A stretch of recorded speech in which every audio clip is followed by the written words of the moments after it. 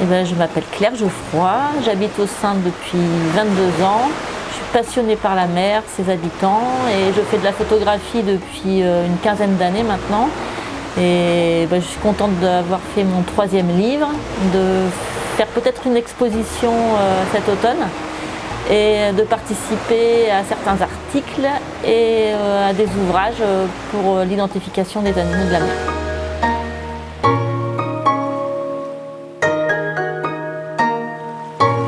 C'est grâce au commandant Cousteau. Alors je sais que les plus jeunes maintenant ne connaissent pas trop, donc c'était un des premiers à plonger déjà. C'est lui qui a inventé le scaphandre autonome et c'est le premier à avoir exploré les fonds marins dans les années, je crois c'est 56. Il a eu la Palme d'Or au Festival de Cannes avec Le Monde du Silence. Et moi depuis toute petite j'attendais le dimanche avec impatience pour regarder ces nouvelles aventures et découvrir tout ce qui se cachait dans la mer. Je regarde mon planning de la semaine pour savoir quand est-ce que je vais pouvoir aller dans l'eau. Alors, dans l'absolu, je préfère y aller le matin parce que l'eau elle est toujours beaucoup plus claire le matin, il y a plus de lumière aussi. Alors j'ai 3 objectifs différents, donc je vais adapter mon matériel en fonction de l'état de la mer. Quand la mer est sale, je peux, avec ma lentille macro, faire des choses très petites, ça ne va pas gêner. Après, ça dépend des endroits où je vais. Si je vais à Krawen c'est là où il y a les grosses tortues vertes. Je vais prendre mon objectif grand angle pour être sûr que la tortue qui fait presque 1,50 m puisse rentrer dans la photo. Et donc je me prépare déjà par rapport à ça. Et après je suis toujours hyper impatiente d'y aller. Après je me dis n'attends rien parce que quand on est trop exigeant, des fois ça marche pas. Donc je dis sois prête à tout. Donc j'essaye de me détendre. Et il faut savoir que quand je vais dans l'eau, la première demi-heure en général je vois pas grand chose.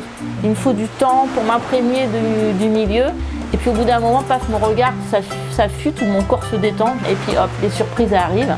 Je découvre encore des animaux, pas tous les jours, mais on va dire 2-3 fois par an, un animal que je ne connaissais pas encore. Donc ça c'est une récompense à chaque fois incroyable, quoi.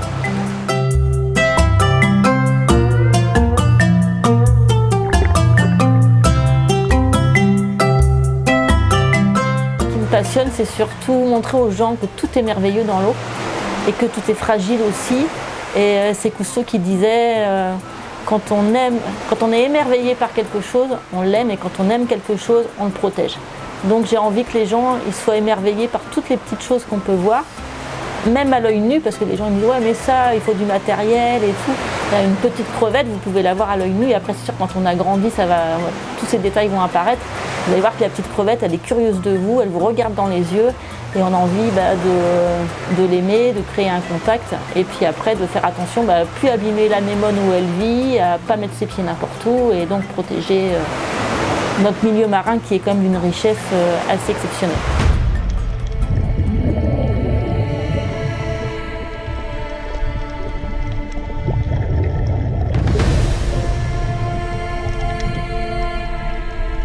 Sur plusieurs espèces, il y a des animaux qui s'approchent très près, à tel point que je peux les caresser. Donc ça paraît un peu incroyable.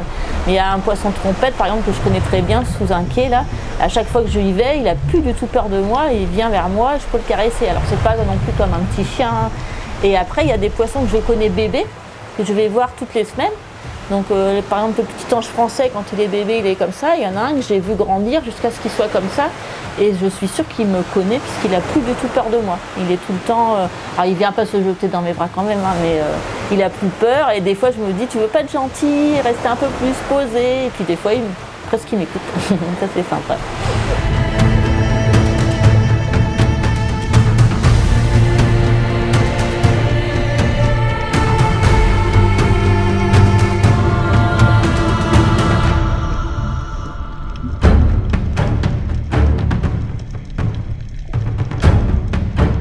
Donc ça c'est une petite crevette, c'est la crevette du Yucatan dans son anémone. Alors la photo là elle est originale parce qu'en fait l'anémone elle est blanche, et elle est blanche tout simplement parce que c'était une année où l'eau s'est réchauffée. Et comme les coraux, les anémones elles vivent en symbiose avec une algue, et quand l'eau se réchauffe, les algues elles quittent l'anémone. Donc en principe les anémones elles ne sont pas blanches comme ça, donc ce qui fait l'originalité de la photo. Après cette année là, donc la chaleur heureusement n'a pas trop duré. Et l'algue est revenue dans les coraux et dans les anémones et tout le monde est resté vivant. Voilà, on a eu cette chance. Alors je vais vous montrer mon poisson préféré qui a une sale tête pour beaucoup là. Donc ça c'est le poisson antennaire ou frogfish. Voilà, ou on l'appelle aussi poisson pêcheur parce qu'il a une petite canne à pêche.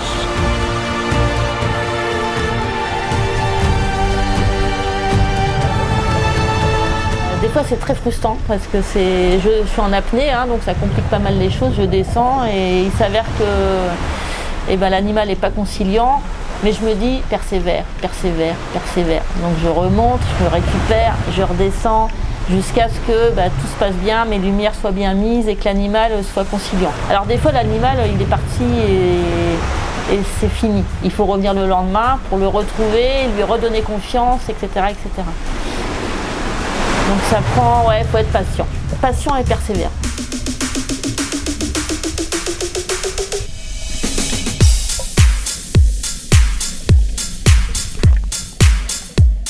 Ah ouais, ça c'était une chance, c'était à Lansemire ça, donc au bord de l'eau vraiment, dans peu d'eau.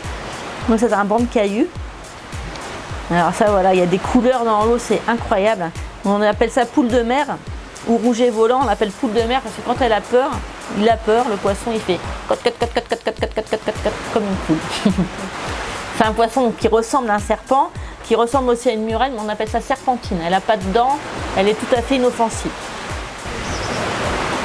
Donc les murènes qui font peur aux gens, mais en fait elles sont pas méchantes, elles sont plutôt peureuses. J'aimerais bien que de plus en plus de gens, surtout aux Antilles, mettent la tête dans l'eau pour découvrir tout ça et puis apprécient toute la richesse qu'on a parce que c'est quand même une chance d'être dans une eau ici quasiment toujours claire, quasiment toujours chaude et riche dès les premiers mètres. Voilà. Donc n'hésitez pas tous à mettre un masque et un tuba et aller observer tout ça.